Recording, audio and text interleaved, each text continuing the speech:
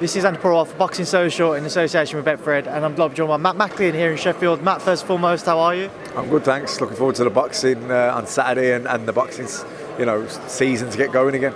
It's good to hear, and obviously it is good to see that the boxing season starting to take shape now, and we are here in Sheffield as Kell Brook makes his first return to the ring in 14 months. What exactly should we expect from him against Mark DeLuca on Saturday? It's hard to say. I mean, what we need to see is him to look $1 million.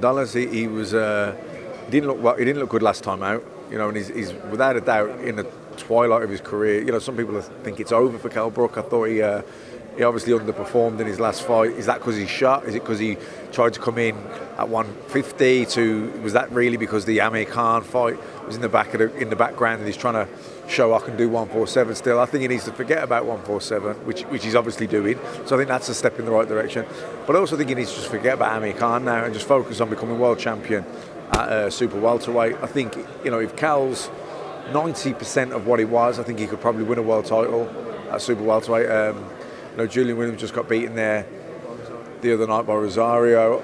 That'd be a great fight for Kell. I think that's the one I would focus on if he comes through Saturday night, and he should come through Saturday night. Even if he comes through Saturday night, I mean, he doesn't really. He may still not be the fighter he was. He probably isn't the fighter he was. Has he got enough left to win a world title at super welterweight? We'll see. I'm not sure that Saturday night will tell us that. If he looks $1 million, which he should do, then we can get excited for it. He's definitely a big name, great fighter. Would love to see him get an opportunity to win a world title at super welterweight. Difficult to say. I don't know if DeLuca's going to be good enough to tell us what we know about what's left in Kell Brook. Probably not. If he struggles on Saturday night, Kell, then it will tell us. But I mean, even if he looks $1 million, is he going to win a world title? Don't know. How much regret do you think Kell will have at the end of his career when he reflects on his past 14, 15 months in particular, trying to get the Khan fight, trying to get another world title fight, being a bit indecisive as to where his future lies, whether it's 147 or 154. When he does retire, when that time comes, how much regret do you think he'll have that he didn't make more of that period? I mean, hopefully when he retires, he doesn't have any regrets. We all look back and think, I should have done this, should have done that. But the journey's the journey, and he's had an amazing career, an amazing journey.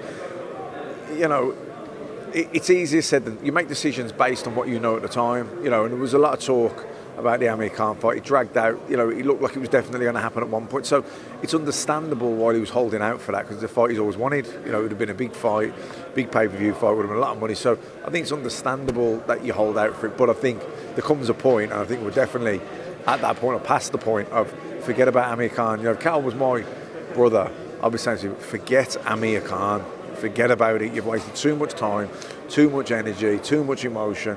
He doesn't want the fight, and if it comes that he does fight, once he signs the contract, then entertain it. But until that point comes, do not do it. Just focus on becoming world champion against super welterweight, because you can't afford to lose any more time. He's at that stage. He's on borrowed time now, Kell. He doesn't have a lot left. He's enjoyed himself in between fights. That takes its toll on you as well. He's older now. He's had a lot of fights. He's achieved a lot. He's earned a lot of money. It takes a bit of the hunger out. So, boxing is hard. Going into training camps, going through the camps, it's hard. Do you know what I mean? And what gets you through that is the excitement, it's the passion, the buzz, the dream. He's already ticked a lot of those boxes. He's probably not as excited about it anymore as he used to be. Yeah, on the odd night, but I'm on about every single day for 10 weeks and 8 weeks or whatever. Is he there? Probably not. So it gets harder as you get older, and I just think that if he doesn't perform well on Saturday night, I think that'll be the end of it. But I think if he goes out there and blows DeLuca away like he did Rabchenko, then I think he'll be getting excited again. Then he'll look for the fight with Rosario or Charlo. I think, and that's the way to go. I wouldn't, if I was him, I'd just forget about Amir Khan now. Also, just to move away from Kell onto the rest of the card, Kid Galahad in the final eliminator against Claudio Moreira. Claudio this week, he seems very up for it. It seems like he's coming to win. Sometimes you don't quite have that same outlook when you look at fighters travelling over. What should we expect in that one?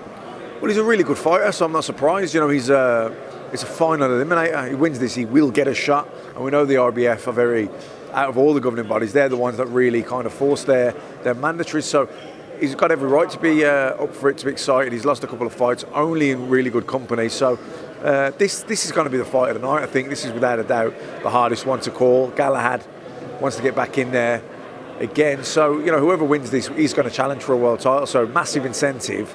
And I think they're well matched. I think it's going to be a good fight. And Eva Wallstrom and Terry Harper as well, something that's kind of had a lot of people talking this week, one that everybody's looking forward to. What did you think of it? Yeah, well, Wallstrom's obviously, again, at the tail end of her career. She's quite a lot of miles on the clock. She had a long career. She's older now. But Terry Harper's been really impressive each time we've seen her, getting better and better. So it's a massive opportunity for her. And I believe she'll make history. If she wins, she'll be the first British female to win a world title. I know Jane Couch did win a world title, but one of the recognised ones of now, I've been told she will be the first British female to win one. And then obviously we've got Dave Allen back on the card.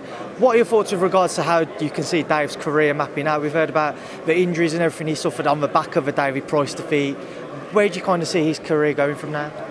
Yeah, I mean, again, he gets a win here. Hopefully looks good. Hopefully doesn't get hit too much. It shouldn't be a difficult fight for him. At times, he's been too easy to hit. He's tough and he can be a bit sparring partner mentality at times. But he's definitely talented. He had some good wins as well. Obviously, the Lucas Brown one. So I hope he boxes, looks good, and wins well. So just a few thoughts to get your thoughts on. We're about 2.5 weeks away now from Wilder Fury 2. Matt, just what are your thoughts on it? I think bar getting caught, and obviously Wilder carries big power, I think Fury should box his head off. He's the better boxer, the most skillful, more cleverer, everything. He's the better fighter.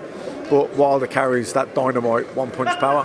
And obviously a man to the left of us, Billy Joe Saunders. There's a lot of rumours that he might get the Canelo fight, he might not. Callum Smith might get it. For you, who would you think would cause Canelo more problems, Billy Joe or Callum Smith, if either of them got that fight? I mean, different. Callum Smith's so big, so I think his size, his inside fighting might give, how good he is at inside fighting for a big guy.